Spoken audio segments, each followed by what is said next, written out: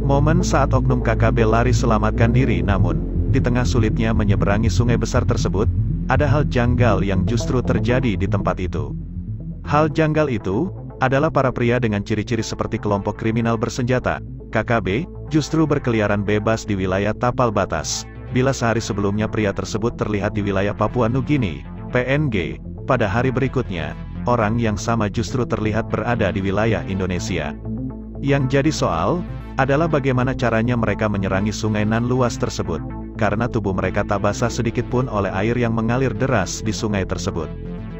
Di sungai tersebut, misalnya, tak ada jembatan yang dibangun untuk diseberangi, tak ada pula kayu melintang sehingga bisa digunakan.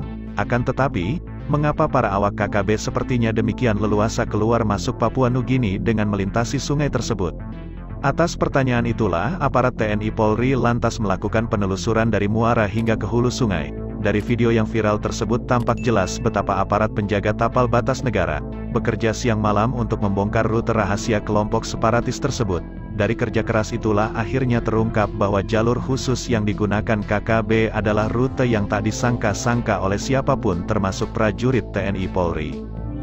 Jalur jalan khusus tersebut bukan terbuat dari kayu, bukan berpijak di atas tanah, bukan melalui laut atau alur sungai yang beraliran deras. Jalur jalan itu justru dibuat dari seutas tali, yang dia bagian ujungnya masing-masing diikat pada pepohonan.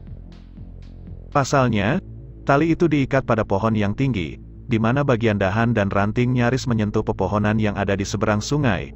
Pada titik itulah tali diikat untuk digunakan sebagai alur penyeberangan para anggota kelompok bersenjata. Secara kasat mata, tali itu praktis tak bisa dilihat, karena tertutup oleh dahan dan ranting pepohonan. Sementara pada titik lainnya, ada juga tali yang diikat tak terlalu tinggi dari permukaan air sungai. Melalui tali inilah para awak KKB leluasa keluar masuk Papua Nugini, termasuk untuk jual beli senjata api. Melihat fakta tersebut, aparat TNI Polri lantas mengambil tindakan tegas terukur. Tindakan itu diambil tatkala menyaksikan para anggota KKB merayap leluasa pada tali tersebut. Dari video yang beredar di jagat maya, seorang anggota KKB lebih dahulu merayap sambil membawa senjata api. Sambil menunggu giliran, beberapa pria lain terlihat bersabar menunggu di atas pohon dan yang lainnya di bawah pohon. Saat menyeberangi sungai, para pria itu tetap membawa senjata api. Tampak mereka sangat telati merayap pada tali yang disiapkan. Posisi para anggota KKB itu sesungguhnya bukan merayap di atas tali, tapi bergelantungan bak serangga. Saat bergelantungan, kedua tangan memegang tali bagian depan, sementara posisi kedua kaki mengaitkannya dari atas tali. Saat bergelantungan, tangan dan kaki membuat pergerakan dengan sangat lincah, sehingga tak lebih dari 2 menit mereka sudah berhasil menyeberang.